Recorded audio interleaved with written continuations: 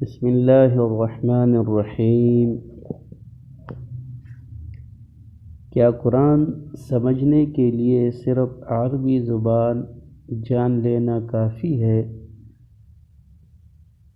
میرے محترم سامعین، افسوس ہے کہ کچھ عرصے سے مسلمانوں میں یہ خطرناک وبا چل پڑی ہے کہ بہت سے لوگوں نے صرف عربی پڑھ لینے کو تفسیر کے لیے کافی سمجھ رکھ لیا ہے۔ تو میں آپ حضرات سے کہتا ہوں کہ آپ اس بات کو ملحوظ رکھیں کہ یہ انتہائی خطرناک طرز عمل ہے جو دین کے معاملے میں نہایت مہلک گمراہی کی طرف لے جاتا ہے۔ دنیاوی علوم و فنون کے بارے میں ہر شخص اس بات کو سمجھ سکتا ہے کہ اگر کوئی شخص محض انگریزی زبان سیکھ کر میڈیکل سائنس کی کتابوں کا مطالعہ کرے تو دنیا کا کوئی صاحب عقل اسے ڈاکٹر تسلیم نہیں کر سکتا اور نہ اپنی جان اس کے حوالے کر سکتا ہے جب تک اس نے کسی میڈیکل کالج میں باقاعدہ تعلیم و تربیت حاصل نہ کی ہو۔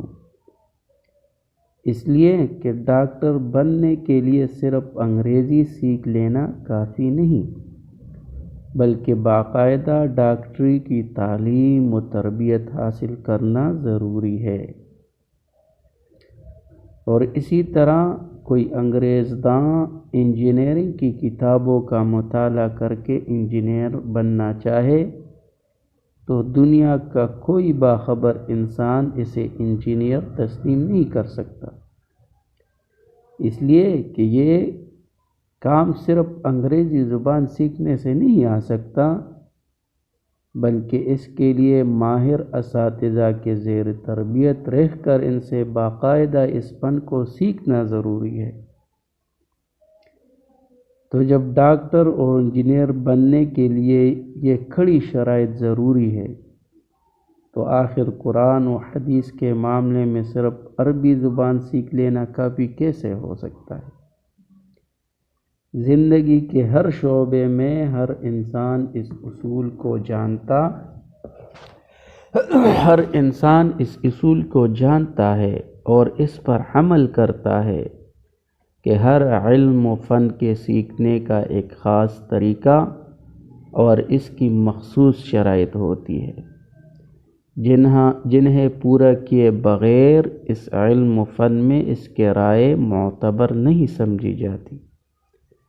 تو آخر قرآن و سنت اتنے لاوارث کیسے ہو سکتے ہیں کہ ان کی تشریح و تفسیر کے لیے کسی علم و فن کے حاصل کرنے کی ضرورت نہ ہو، اور اس کے معاملے میں جو شخص چاہے رائے زنی شروع کر دے؟